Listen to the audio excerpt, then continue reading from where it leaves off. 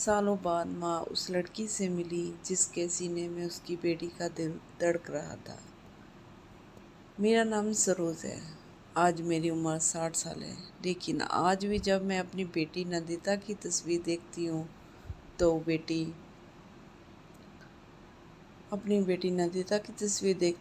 मेरी आंखें भर जाती हैं। लोग कहते हैं कि समय हर घाव भर देता है, लेकिन एक माँ के दिल का घाव कभी पूरी तरह नहीं भरता। नंदिता मेरी इकलौती बेटी थी।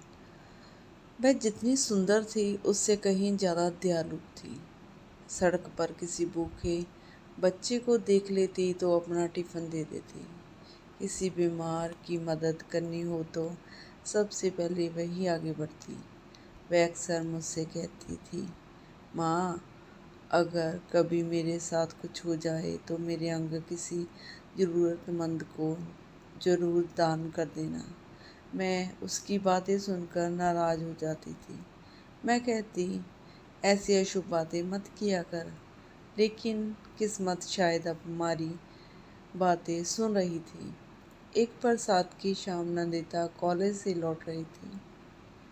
रास्ते में एक तेज़ रफ्तार ट्रक ने उसकी स्कूटी को टक्कर मार दी। लोगों ने तुरंत अस्पताल पहुंचाया, लेकिन डॉक्टरों ने कहा कि उसका दिमाग काम करना बंद कर चुका है। वह अब कभी वापस नहीं आएगी। मेरे पैरों तले जमीन खिसक गई। मैं चीख चीख कर रोने लगी। तभी डॉक्टर ने धीरे से कहा, आपकी बेटी ने अंगदान की इच्छा जताई थी। अगर आप अनुमति दें तो उसकी वजह से कई लोगों की जान बच सकती है। माँ होने के नाते ये फैसला दुनिया का सबसे कठिन फैसला था, लेकिन मुझे अपनी बेटी की मुस्कान याद आई।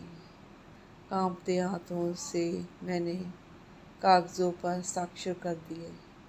उसका दिल एक 17 साल की लड़की रिया को लगाया गया, जो जन्म से दिल की गंभीर बीमारी से जूझ रही थी।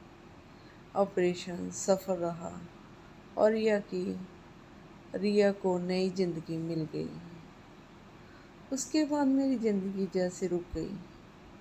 घर की हर चीज़ मुझे नंदिता की याद दिलाती थी। उसका कमरा, उसकी किताबें, उसकी हंसी, सब कुछ। धीरे धीरे साल बीतते गए। मैंने किसी से ये जानने की कोशिश नहीं की कि मेरी बेटी का दिल किससे मिला। मुझे लगता था कि अगर मैं उस इंसान से मिली तो शायद अपने आंसू नहीं रोक पाऊंगी।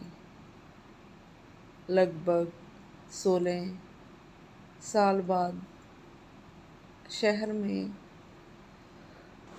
में अंगदान पर एक बड़ा कार्यक्रम आयोजित किया गया। पड़ोस की एक महिला ने जिद करके मुझे वहां चलने के लिए तैयार कर लिया। कार्यक्रम में मंच पर एक युवा महिला आई। उसका नाम रिया था। वह अब एक सफल हृदय विशेषज्ञ बन चुकी थी। उसने कहा, आज मैं जो भी हूँ एक अनजान माँ की वजह से हूँ। अगर उन्होंने अपनी बेटी का दिल दान ना किया होता तो मैं आज इस मंच पर खड़ी नहीं होती। मैं हर दिन उस माँ को धन्यवाद देती हूँ जिसे मैंने कभी देखा भी नहीं। उसकी बात सुनते ही मेरी धड़कन तेज हो गई। मेरे हाथ कांपने लगे। कार्यक्रम समाप्त होने के बाद मैं उसके पास पहुंची और कांपती आवाज में पूछा, बेटी, क्या तुम्हें 16 साल पहले दिल का ट्रांसप्लांट हुआ था? रिया ने हैरानी से मेरी ओर देखा और बोली, जी, लेकिन आपको कैसे पता?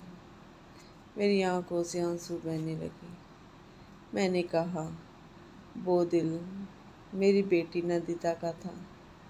रिया कुछ पल तक मुझे देखती रही, फिर वह रोते हुए मेरे पैरों में बैठ गई और बोली, माँ, मैं आपको वर्षों से ढूंढना चाहती थी। मैंने उसे तुरंत उठाकर गले लगा लिया। हम दोनों बहुत देर तक रोते रहे। कुछ देर बाद रिया ने मेरे हाथ अपने सीने पर रखा और कहा, माँ, महसूस कीजिए, आपकी बेटी आज भी यही धड़क रही है। मैंने उसकी धड़कन महसूस की। ऐसे लगा जैसे मेरी नंदिता ने मुझे फिर से गले लगा लिया हो। उस दिन के बाद रिया हर सप्ताह मेरे घर आने लगी। वह मुझे माँ कहकर बुलाती, मेरे लिए खाना बनाती, दवाइयाँ लाती और मेरे जन्मदिन पर वही केक लाती जो नंदिता को पसंद था। एक दिन मैंने उससे पूछा, तुम मेरे लिए इतना सब क्यों करती हो? रिया मुस्कुराई और बोली, क्योंकि आपकी बेटी ने मुझे सिर्फ अपना दिल नहीं दिया, उसने मुझे पूरी जिंदगी दी है। अब आपका ख्याल रखना मेरा फर्ज है। कुछ महीनों बाद रिया की शादी थी। उसने सबसे पहले मेरे घर आकर कहा, माँ, कन्यादान आप करेंगी? मेरी आंखों से आंसू बह निकले। जिस माँ ने अपनी बेटी को खो दिया था, वही आज किसी दूसरी बेटी की शादी में माँ बनकर खड़ी थी।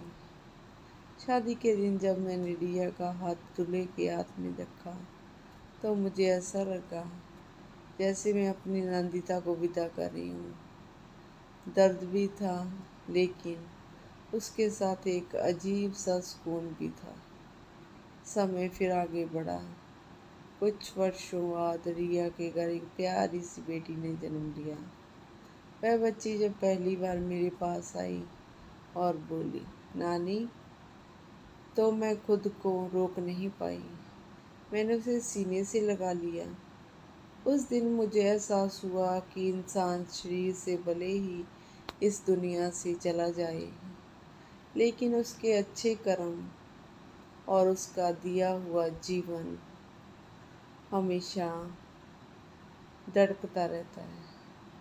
मैंने आसमान की ओर देखा और मुस्कुरा कर कहा, नंदिता, तू सच में सही कहीं नहीं गई। तू आज भी किसी की मुस्कान में, किसी की धड़कन में और मेरी हर सांस में जिंदा है। उस दिन मेरी आंखों में आंसू थे, लेकिन वर्षों बाद उन आंसुओं में दर्द नहीं, बल्कि गर्व और सुकून था। अंगदान किसी एक व्यक्ति की नहीं, कई परिवारों की जिंदगी बदल सकता है। इंसान चला जाता है, लेकिन उसकी धड़कन, उसका प्यार और उसकी इंसानियत हमेशा जीवित रहती है। स्टोरी अच्छी लगी तो प्लीज़ मेरे चैनल को सब्सक्राइब, लाइक एंड शेयर ज़रूर करना। स्टोरी को पूरा देखने के लिए आपका धन्यवाद।